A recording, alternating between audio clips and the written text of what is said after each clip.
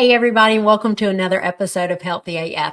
This is actually my third episode in a row that we're talking about looking for the truth, trying new things, and taking a risk, and how grace plays in with that. Okay, so we all started this conversation because it's the CrossFit Open time. And the CrossFit Open time is a time where people really get a better idea of how well they move or perhaps how poorly they move, and also try new things. It's so exciting. So, how do you not get crushed? How do you not get completely crushed when you look truthfully at what you can and cannot do and risk something by trying new things? How do you not get crushed and or bloated with success? Well, let's bring in some grace. Now, I've hinted to grace in the other two episodes that grace is important, that every time you really look for truth and do soul searching, you need to wrap yourself in that blanket of grace. Grace is found in community. There are we could talk for 4 years about grace and all the positive, protective attributes of utilizing grace, not seeing it laying over there in the corner or allowing other people to have grace, but actually utilizing grace for your own self growth. Okay. So let's just continue on with the CrossFit analogy because it's easy for me. And I know probably a lot of people who listen to this podcast have thought about it, seen it, or done it before. CrossFit Open comes around and you're doing a workout. You think your squats are great, but actually the coach beside you is like no repping your squats. So you've done about 75 squats, but only actually 50 count. There's an ego blow for you. So that's one. And then you come up against a brand new movement. Let's say it's a double under where you jump rope, but the rope goes under your feet twice. And you've never been able to do that before. And you try to do it. And you've only got 2 minutes left in the workout. And you try it again. And then you almost have it. And then, no, you never get one. Okay. So there it is. We've gotten honest about our performance. We think going into the workout that we are on top of the world and the greatest athlete ever.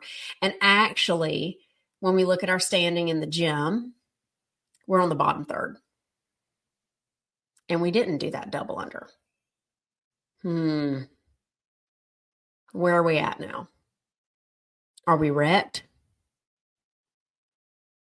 What's that ego feeling like? What are the thoughts we're having?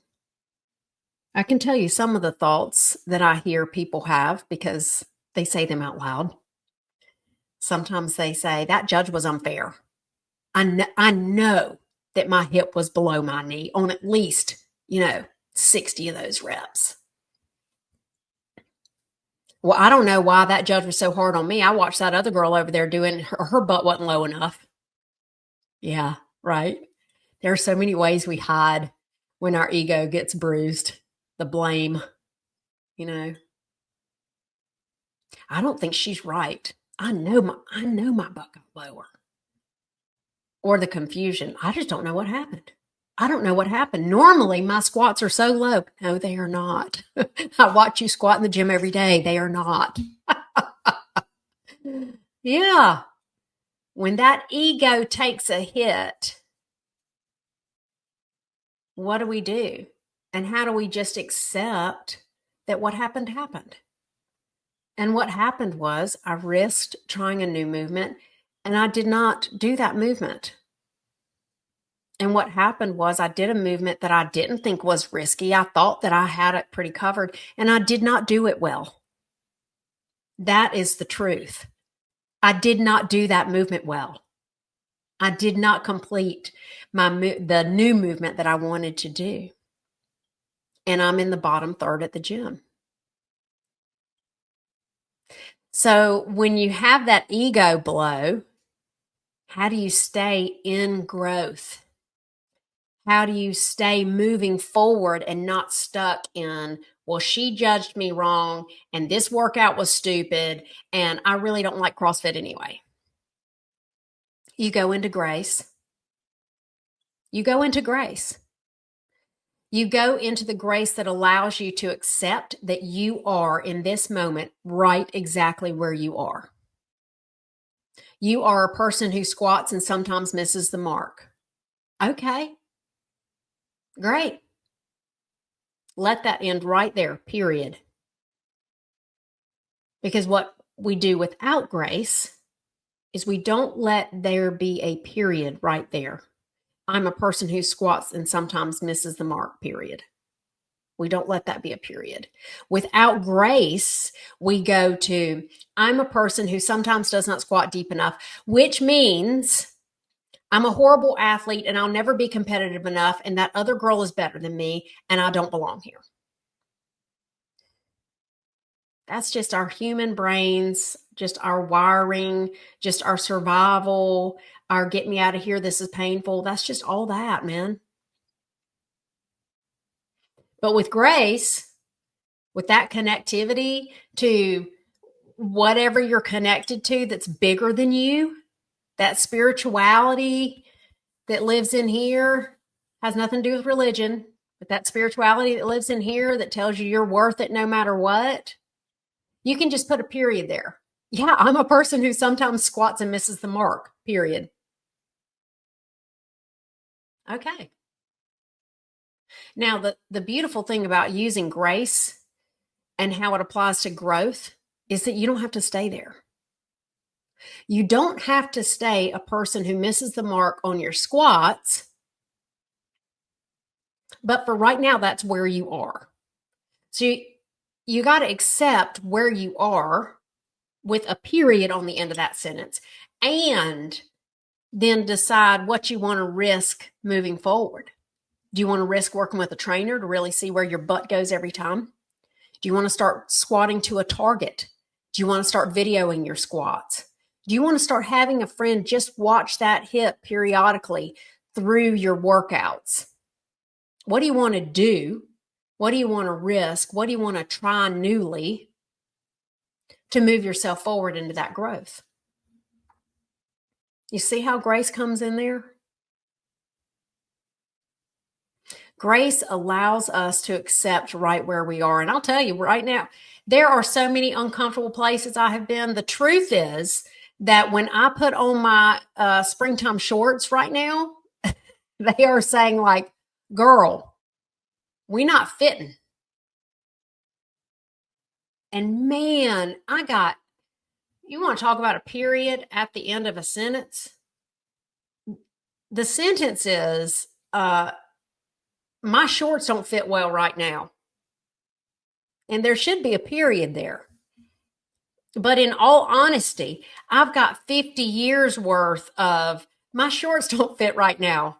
Oh my gosh, I'm going to have to buy all new clothes. This is so uncomfortable. I look unattractive. How am I going to, right? Like it's right there. It's like deep 14 chapters worth of not good enough, frankly, instead of just having a little period like, oh, for today, my shorts are too tight, period. And giving myself some grace around that. You know, the other thing that letting that period be there and wrapping that little burrito roll up in some grace is it allows me to try something new. It allows me to choose. Do I want these shorts to fit? What am I willing to do to get them to fit? And P.S., just because these shorts fit in another 3 weeks doesn't mean I'm any better than I am right now. That's the truth. It means my shorts now fit, period. It does not mean my shorts now fit. Now I can be a person who everybody likes and they admire because I have a fit body. No. Now I'll be liked. Now I'll belong. No, that's not what that means. It means my shorts now fit, period. And grace allows us to do this. So we find grace in the depths of our spirituality. It's not what lives in our head. It's so counterintuitive. So counterintuitive. It's what lives deep inside. And we might say that we have a belief, but do we use it? Or are we still a slave to those thoughts that are running in our heads? Because those thoughts are not true. That whole, I don't belong, I'm not a good person, I'm not enough, I'm not skinny enough, pretty enough, well-read enough, educated enough, I don't have enough letters behind my name, I'm not strong enough, I'm not fit enough, I'm not a good enough mom, I'm not a sexy enough wife, I don't make enough for my family, I'm not a good enough provider. The list is days long. But you don't have to be a slave to that list. Put a period at the end of your sentence. Look for the truth. Put a period there. Wrap it up in some grace. Lots. And try something new. And there's a risk that you're going to fail. There's a risk that your squats aren't going to be good enough and you're not going to make that double under and you're going to be laying on the floor. And this is where grace that works comes in. You got to practice grace, man. It doesn't just come naturally to be graceful with yourself. It might come naturally to be graceful with others. It might not. If you're a harsh critic on yourself, you might be a harsh critic on others.